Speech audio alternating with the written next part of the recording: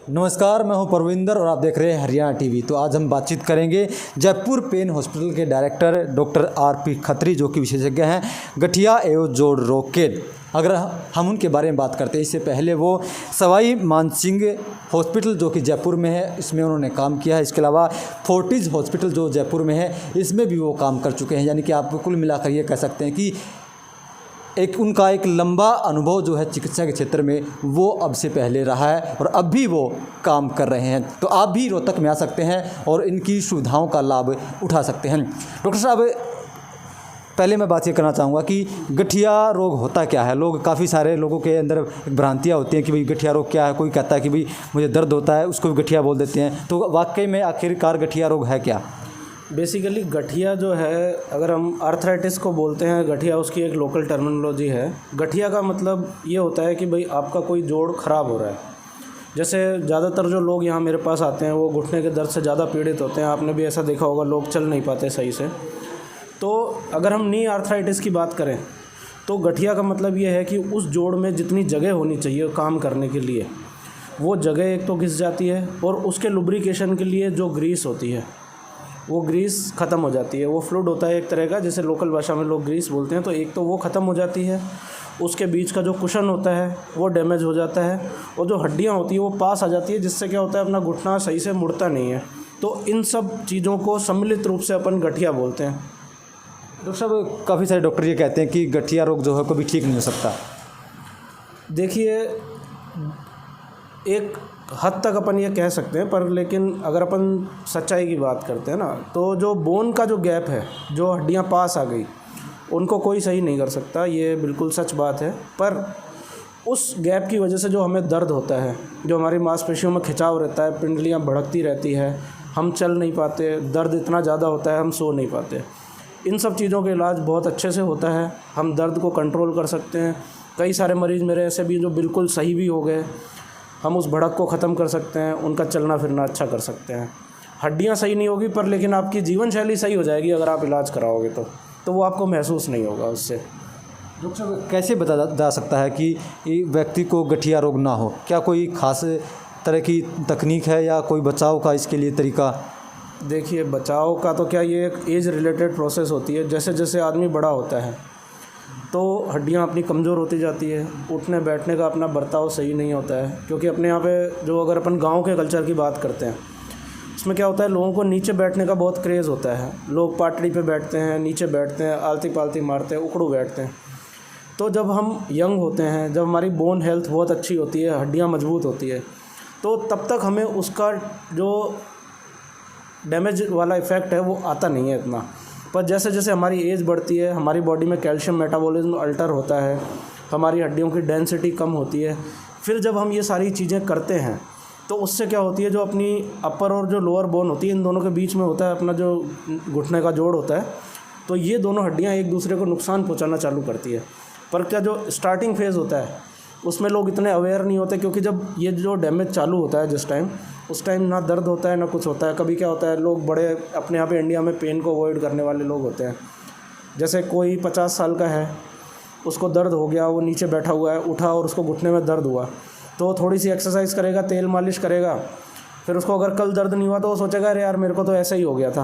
पर वो गठिया की शुरुआत हो सकती है। अपने यहाँ पे 80% लोग उसको ऐसे ही नज़रअंदाज करते हैं।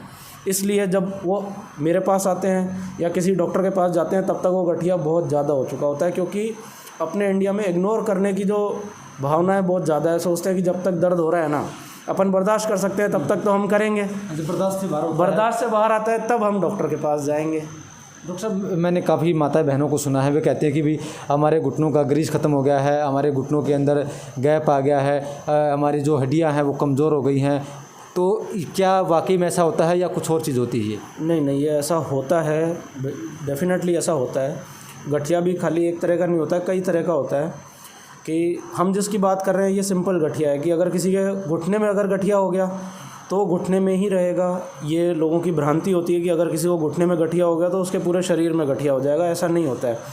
वो गठिया खून का गठिया होता है जो अलग होता है। अगर कोई महिला या कोई लड़की या कोई बुज़ुर्ग ऐसा है जिसके सारे जोड़ दुखते हैं, सुबह उससे उठा बैठा नहीं जाता, उठते ही अंगुलियां सूजी हुई लगती है या अंगुलियां बार बार लाल हो जाती है, जोड़ों के पास में ऐसी गांठें जैसी बन जाती हैं और सुबह उसका पूरा शरीर अकड़ा रहता है कम से कम पौन से 1 घंटे तक।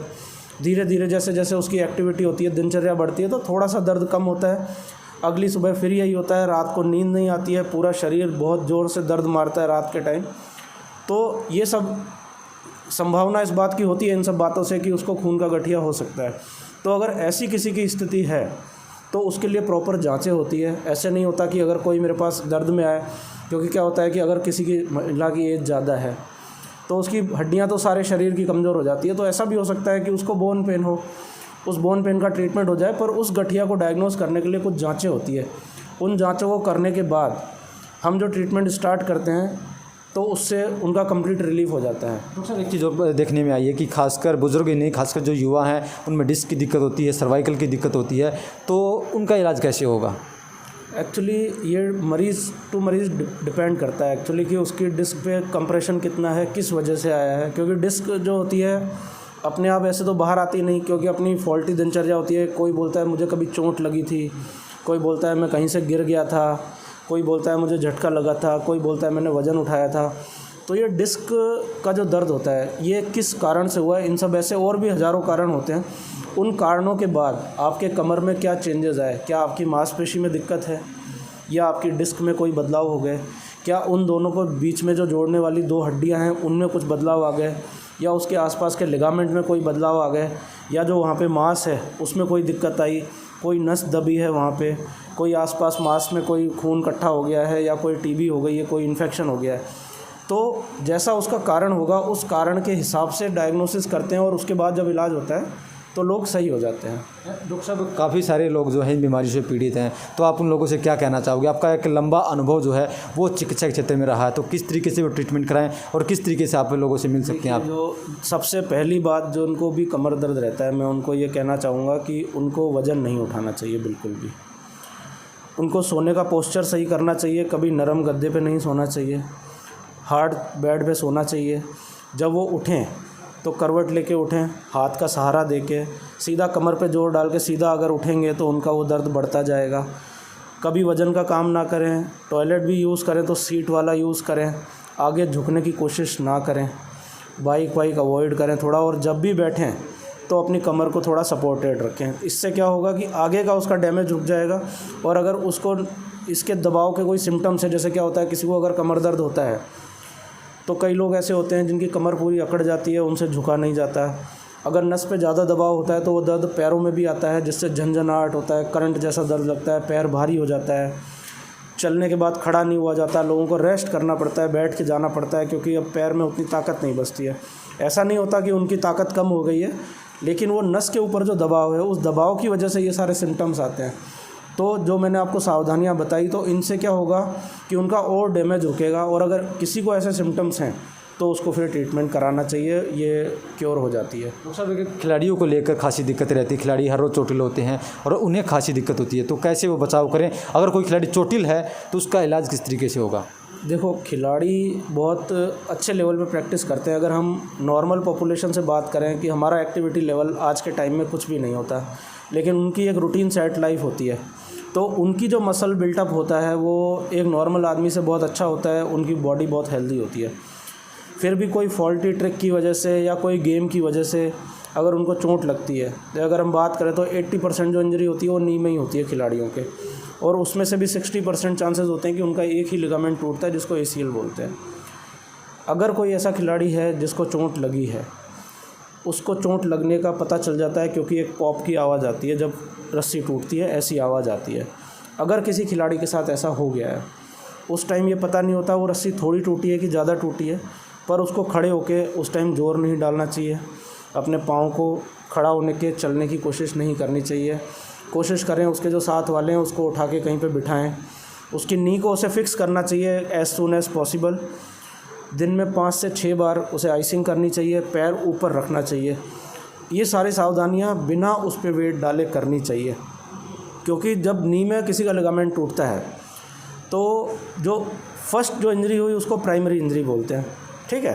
पर लोग क्या करते हैं, उनमें अवेयरनेस की कमी होती है, तो जब वो खड़े होते हैं, चलने की कोशिश करते हैं, लंगड़ा के चलने की कोशिश करते हैं, उस टाइम जो इंजरी होती है उसको सेकेंडरी इंजरी बोलते हैं। जो सेकेंडरी इंजरी होती है वो ज़्यादा खतरनाक होती है, क्योंकि ऐसा हो सकता है जब आप फर्स्ट डैमेज हुआ आपका लिगामेंट, तब ऐसा भी हो सकता है कि वो आपका पूरा ना टूटा हो और आपकी बेवकूफ़ी की वजह से, आपकी लापरवाही की वजह से वो पूरा टूट गया, तो आप एक ऑपरेटिव प्रोसीजर से गुजरोगे, आपका गेम भी सफ़र करेगा, सब चीज़ें। तो अगर आप इन सावधानियों को रखोगे और आपका लिगामेंट पूरा नहीं टूटा, तो मेरे पास यहाँ पे ऐसी फैसिलिटी है, हम बहुत एडवांस ट्रीटमेंट करते हैं कि ऐसा हो सकता है कि उन खिलाड़ियों को फिर ऑपरेशन की ज़रूरत ना पड़े और उनके नेचुरल लिगामेंट की ही नेचुरल हीलिंग हो जाए और वो अपने गेम में बिल्कुल पहले की तरह वापस जा सकते हैं। डॉक्टर साहब, एक सवाल जो है सबके मन में होगा, मैंने शुरुआत में कहा था कि आप जयपुर में जो सवाई मानसिंह हॉस्पिटल में आपने काम किया है, तो क्या आप पैसा कमाने के लिए आपने वो सरकारी नौकरी छोड़ी, लाखों की नौकरी छोड़ी कि मैं अपना क्लिनिक करूँगा तो यहाँ पे लाखों रुपये कमाऊँगा?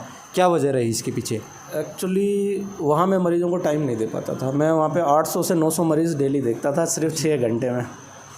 तो मेरे मन में कभी सेटिस्फेक्शन नहीं रहा। मैं कभी, मेरी जो प्रैक्टिस की हैबिट है, मेरे पास जो भी मरीज़ आते हैं मैं उनको उनकी बीमारी के लिए पूरा जागरूक करता हूँ, क्योंकि मेरा ये मानना है कि मरीज़ का ट्रीटमेंट तभी हो सकता है जब उसे अपनी बीमारी का पूर्ण ज्ञान हो।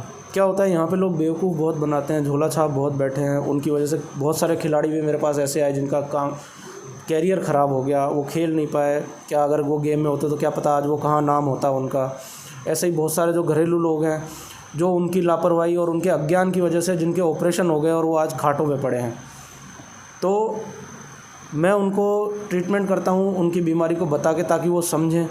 अगर वो अपनी बीमारी को सही से समझेंगे तो उसके लिए जागरूक होंगे, सही से इलाज कराएंगे तो उनका अच्छा होगा।